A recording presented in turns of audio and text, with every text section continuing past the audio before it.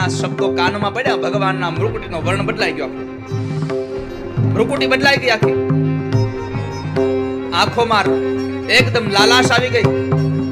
પરમાત્માએ જટાને ખોલી, એમાંથી એક લટ તોડી શિલા ઉપર પછાડી અને એમાંથી વીરભદ્રને ઉત્પન્ન કરી કીધું, જાઓ વીરભદ્ર, દક્ષ પ્રજાપતિનો યજ્ઞ ધ્વંસ કરી નાખો. વીરભદ્ર સૈન્યને લઈને આવે છે. યજ્ઞના તમામ ઋષિ મુનિઓને મારે, કોઈકની દાઢી, કોઈકના નખ, કોઈકના દાંત પાડી નાખ્યા. જેટલા ઋષિ મુનિઓને બે બેના હાથ ફેરતા દાઢીમાં ખેંચી નાખી દાઢીઓ. શંકર પ્રત્યેની વાતો સાંભળી જેટલા લોકો દાંત કાઢતા હતા બધાના દાંત પાડી નાખ્યા.